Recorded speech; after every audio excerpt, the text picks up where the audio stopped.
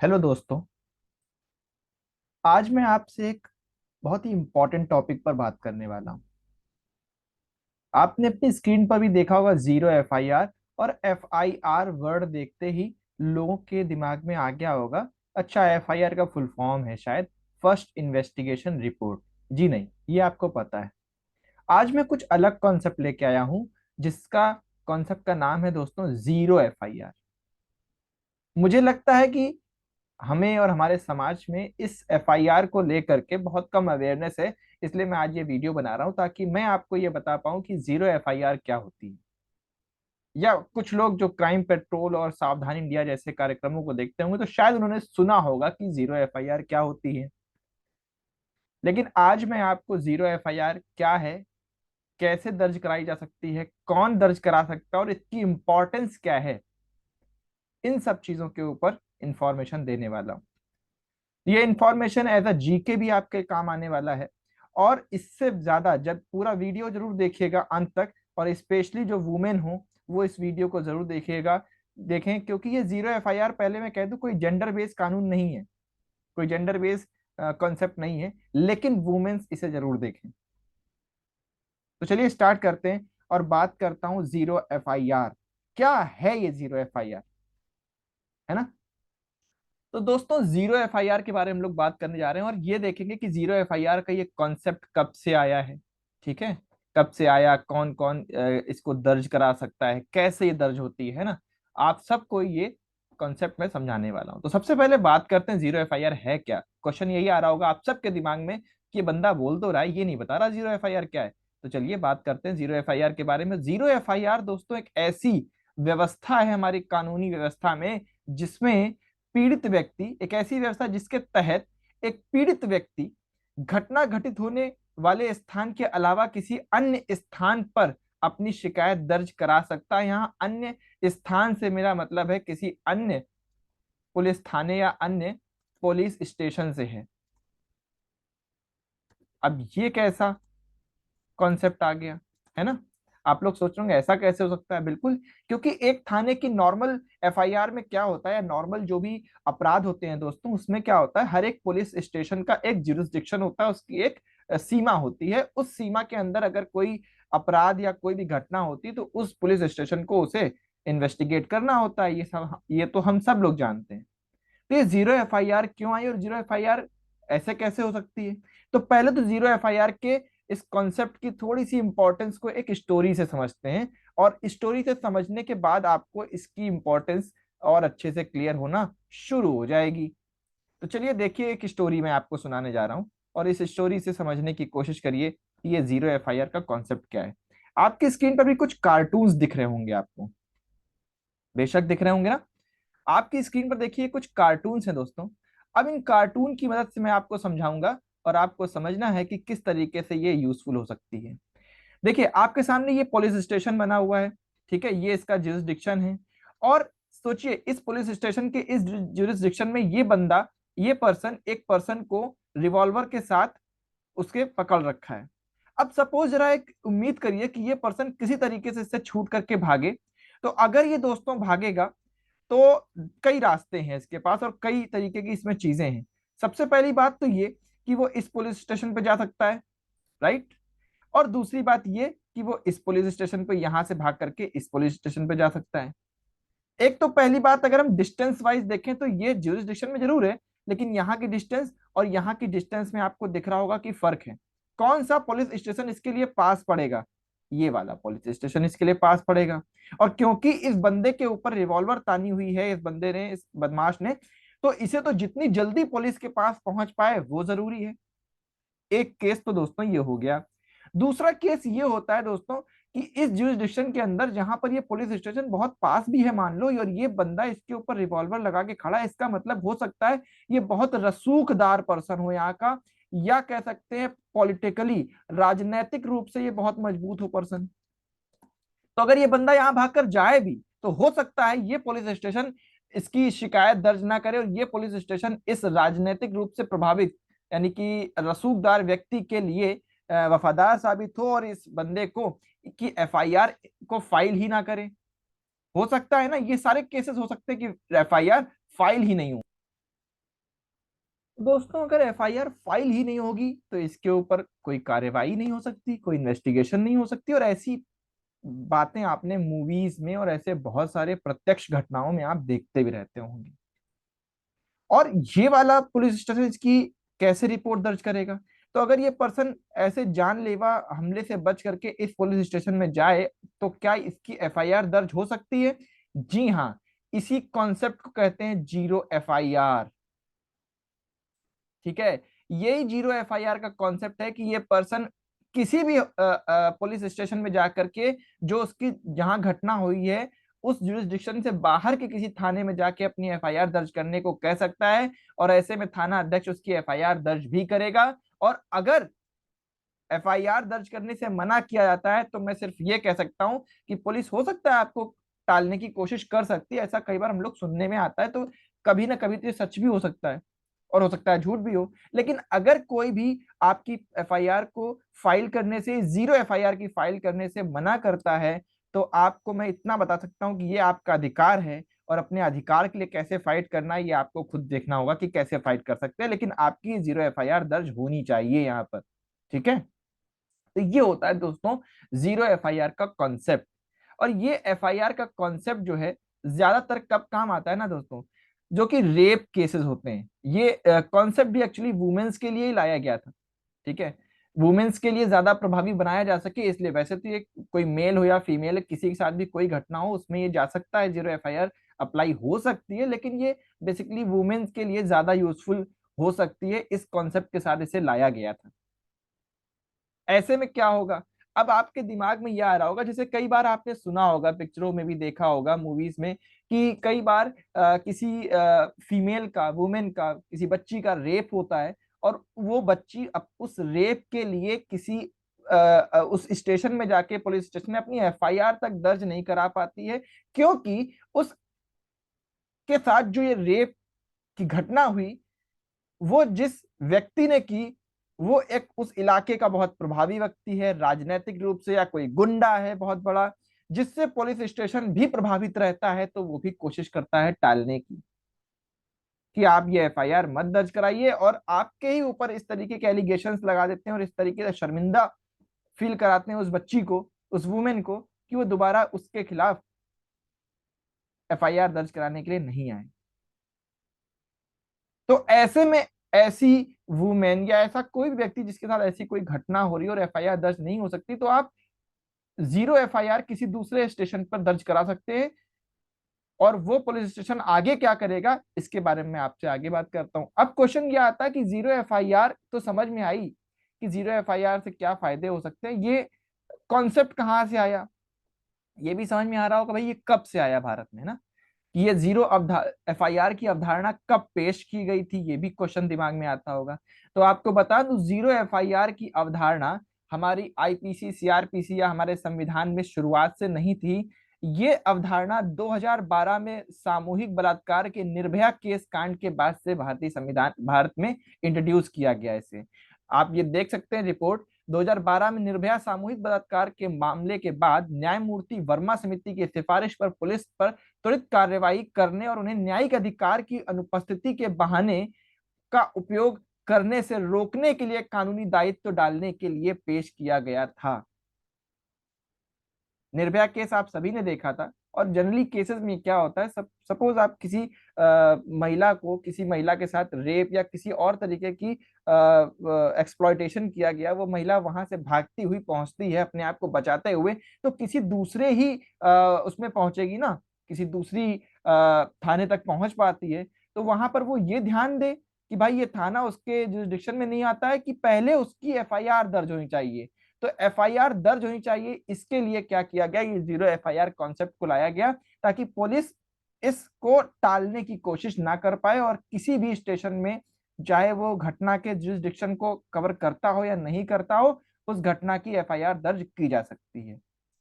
ठीक है, तो ये होता है जीरो एफआईआर। अब बात ये आता है कि जीरो एफआईआर किन मामलों में दर्ज हो सकती है और इसकी कार्यवाही कैसे होती है। सबसे पहली बात तो ये कि इसकी कार्यवाही कैसे होगी, क्या सिर्फ जीरो एफआईआर फाइल हो जाएगी, उसके बाद इसमें आगे कोई कार्यवाही होगी या नहीं होगी?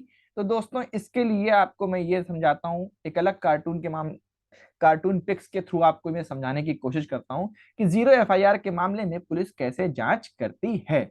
सपोज आपने जीरो एफआईआर दर्ज कराई, ठीक है, और जीरो एफआईआर दर्ज कराने के बाद होता क्या है, उस स्टेशन की ये रिस्पॉन्सिबिलिटी बनती है कि वो प्राथमिक जांच उस घटना स्थल की जाकर के करे, ठीक है। जीरो एफआईआर की शिकायत दर्ज करने के उपरांत पुलिस अधिकारी प्राथमिक जांच करने के उपरांत शिकायत को संबंधित थाने में ट्रांसफर कर देता है या कर दिया जाता है। अब समझिए ये क्या है भाई, आप जीरो एफआईआर दर्ज कराएंगे, फिर उस संबंधित थाने का थाना अध्यक्ष या वहां के पुलिस अधिकारी उस घटना स्थल पर जाकर के उसकी प्रारंभिक जांच करेंगे। ये कॉन्सेप्ट है। प्रारंभिक जांच इसलिए करते हैं, आप क्वेश्चन ये बनता है कि जब उनकी जुरिसडिक्शन नहीं है तो प्रारंभिक जांच क्यों करते हैं, क्योंकि जीरो एफआईआर किन मामलों में दर्ज होती है भी मैं आपको आगे बताने वाला हूं, वहां से आप इस इंपॉर्टेंस को समझ जाएंगे। जीरो एफआईआर को बेसिकली उन मामलों में अप्लाई किया गया जहां पर तुरंत एफआईआर करने का प्रोविजन है, और तुरंत एफआईआर करने का मतलब यह है कि वो अपराध सीरियस अपराध है, वो एक गंभीर अपराध की श्रेणी में आएगा।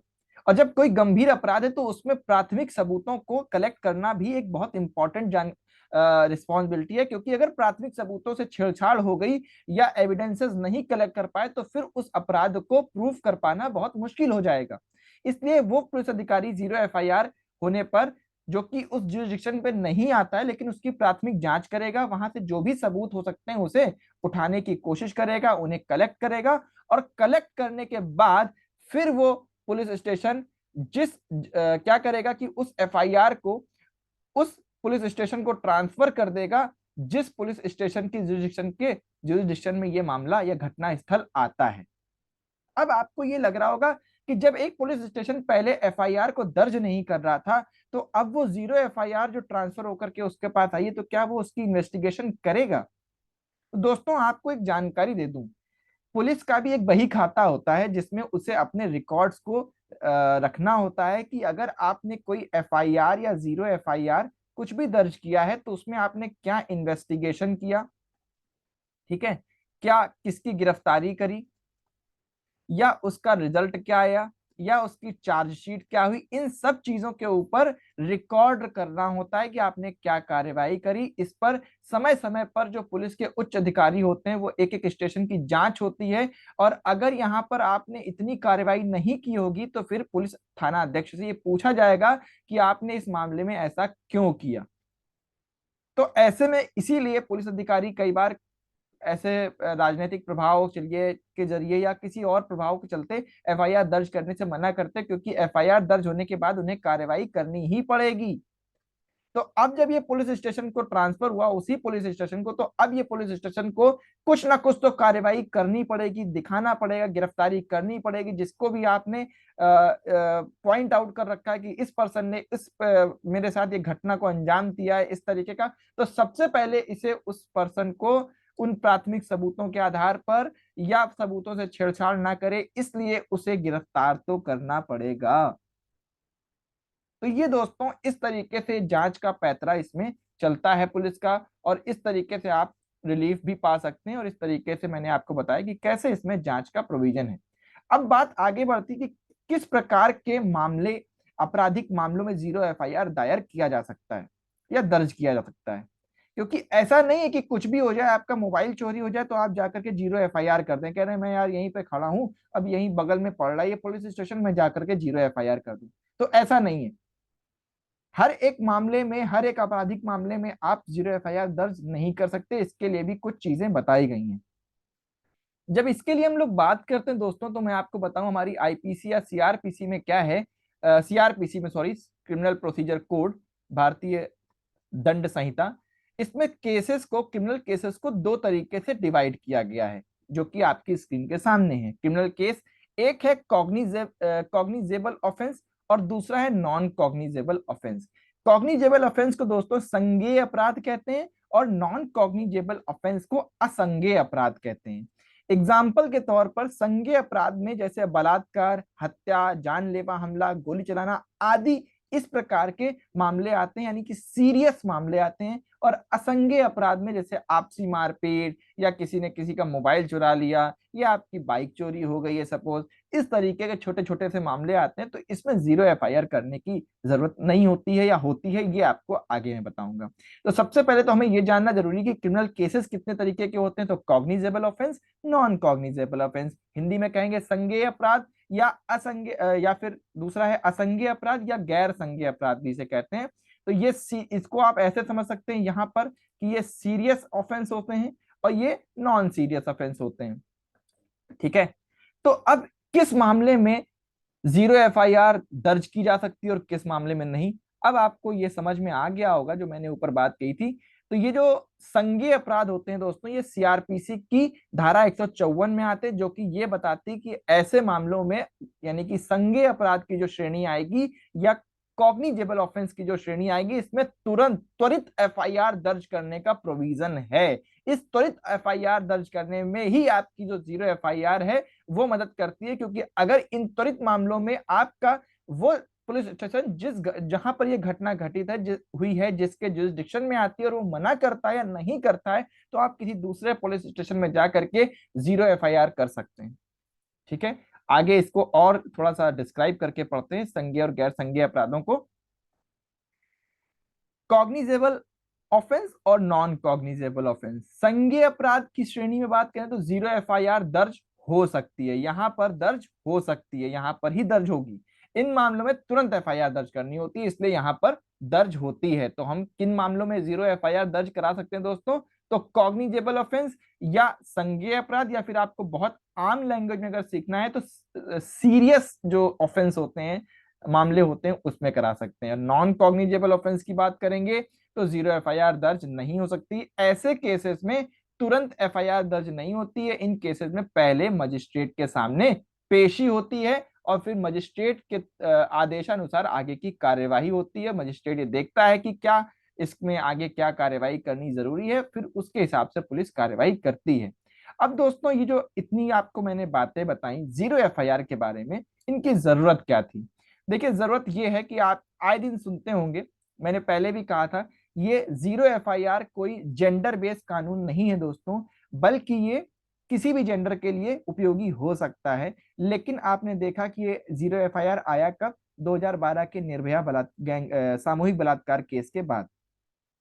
ठीक है, तो इसकी जरूरत इसीलिए पड़ी क्योंकि आए दिन अपने भारत में सुनते हैं कि कहीं किसी गांव में या कहीं शहरों में या गांव का, खैर इसमें कोई आप डिस्क्रिमिनेशन नहीं कर सकते, हर जगह यही है कि अगर किसी महिला के साथ कोई छेड़छाड़ होती है, कोई बलात्कार कर लेता है या कोई गैंगरेप की घटना को अंजाम देते हैं लोग, इसके बाद वो महिला अगर एफआईआर दर्ज कराने जाती है तो वो वहां पर उसकी एफआईआर तक दर्ज नहीं हो पाती। हमारी न्यायिक से जो व्यवस्था है वो उसे इतनी हेल्प नहीं कर पाती, क्योंकि कहीं ना कहीं इसमें करप्शन का प्रभाव भी रहता है, या ये भी रहता है कि कई बार कुछ बाहुबली लोग इसमें शामिल होते हैं, तो उनके खिलाफ पुलिस भी कार्रवाई करने में थोड़ा सा हिचकिचाती है या उनके प्रभाव से प्रभावित होती है। तो ऐसे में दोस्तों, उस बच्ची के लिए, वो बच्ची के लिए व्यवस्था लाई गई है कि ऐसे लोगों के लिए, ऐसी महिलाओं के लिए, या कोई भी हो, पहली बात मैं कह दूं जेंडर बेस्ड नहीं है, लेकिन महिलाओं के लिए बहुत उपयोगी है ये, वो दूसरे किसी स्टेशन में जाकर के इस एफआईआर को दर्ज कर सकते हैं, या कहीं देर ना हो जाए सबूतों को जुटाने के लिए, इसलिए आपको घटना स्थल वाले पुलिस स्टेशन पर जाने की कोई कंपलसरी नहीं है आपको, आप किसी भी स्टेशन में जाकर के कर सकते हैं, ताकि प्राथमिक जांच जल्द से जल्द हो सके और उन सबूतों को बरामद किया जा सके, जिसके थ्रू जिसने भी इस घटना को अंजाम दिया हो उसके ऊपर इस घटना के आरोपों को सिद्ध किया जा सके। तो इसलिए जीरो एफआईआर का जो कॉन्सेप्ट है वो मैं चाहता था, जो मैंने भी बताया आपको, कि वुमेन्स के लिए बहुत इंपॉर्टेंट है। अब मैं एक आंकड़ा रखूंगा इस अपने सपोर्ट में, जो मैंने भी बात कही कि मैं ऐसा क्यों कहता हूं। अगर हम लोग कुछ आंकड़े देखें दोस्तों, एनसीआरबी के आंकड़े हैं, नेशनल क्राइम रिकॉर्ड्स ब्यूरो, हमारी भारत की संस्था है जो कि हर साल किस तरीके के क्राइम्स हो रहे हैं इंडिया में उसका एक डेटा स्टैटिस्टिक्स बनाते हैं। तो आप अगर देखेंगे, ये रिपोर्ट है यहाँ पर, it's a rise of 26.35% over 6 years from 3,38,954 cases in 2016। ये केसेस, नंबर ऑफ केसेस थे 2016 में। A majority of the cases in 2021 The reports said were kidnappings and abduction, rapes, domestic violence, dowry, deaths and assault। यानी 2016 से दोस्तों यहाँ 2021 तक अगर हम आते हैं तो यहाँ से यहाँ तक की जर्नी में हमें महिलाओं के ऊपर 26%, 26.35% के मामलों का राइज दिखता है। पिछले 6 सालों का ये रिकॉर्ड है। और ये मैं नहीं कह रहा, एनसीआरबी सोर्स आप देख सकते हैं नीचे, नेशनल क्राइम रिकॉर्ड्स ब्यूरो का यह सोर्स है जो कि मामलों को कलेक्ट करता है। इसमें से अगर हम देखें तो 107 मामले ऐसे आए हैं जो कि women were attack with acids. 1580 मामले ऐसे हैं वुमेन वर ट्रैफिक्ड, यानी कि वुमेन ट्रैफिकिंग, यानी कि और लड़कियों को अगवा करके, औरतों को अगवा करके उन्हें बेच दिया जाता है। 15 girls were sold and 2668 women were victims of cyber crimes. ये तो कुछ बहुत छोटे से आंकड़े हैं। आपको अगर और इलस्ट्रेटेड रिपोर्ट देखनी है ना, अगर मैं बहुत ज्यादा लंबा वीडियो बना दूंगा तो बहुत लोग देखना भी बंद कर देंगे, कहेंगे बोरिंग सा लग रहा है, इतना लंबा वीडियो कौन देखेगा। लेकिन मैं आपसे कहूंगा नेशनल क्राइम रिकॉर्ड्स ब्यूरो की साइट पर जाइए, वहां वॉल्यूम 1 चैप्टर 3 ए में जाकर के देख लीजिए, सिटी वाइज दिया हुआ है कि वुमेन के साथ कौन कौन से रेप्स हो रहे हैं, और सॉरी कौन कौन से मामले हो रहे हैं, कौन कौन से केसेस हो रहे हैं, किस तरीके के रेप विक्टिम है। रेप विक्टिम में भी आपको बहुत सारे वहां पर आंकड़े दिख जाएंगे, गैंग रेप या नॉर्मल रेप, इस तरीके के दोस्तों आप आंकड़े देखेंगे ना तो आप आश्चर्यचकित हो जाएंगे कि ये क्या हो रहा है। और कुछ मामले तो, ये जितने मामले आप देखते हैं ये तो रिकॉर्ड में हैं, लेकिन आप सब जानते हैं ऐसे कितने ही मामले हैं जो सोसाइटी के डर से या किसी प्रभावशाली व्यक्ति के डर से रिपोर्ट भी नहीं होते हैं। तो इसलिए मुझे लगा आज ये आपको मैं जानकारी दूं जीरो एफआईआर और उसके उपयोग के बारे में कि किस तरीके से हम इसका यूज कर सकते हैं। ठीक है, ये ओ माई मैथ्स का यूट्यूब प्लेटफॉर्म है जहां पर मैं रेगुलरली मैथ्स पढ़ाता हूँ, लेकिन अब से आपको ऐसे कुछ मुद्दों पर मैं जनरल नॉलेज भी देता हुआ आपको नजर आऊंगा। तो दोस्तों अगर ये जानकारी आपको अच्छी लगी और आपको ये जीरो एफआईआर का कॉन्सेप्ट पहली बार आपने देखा है और समझा हो, तो प्लीज़ लाइक शेयर कमेंट करें और चैनल को सब्सक्राइब करना ना भूलें।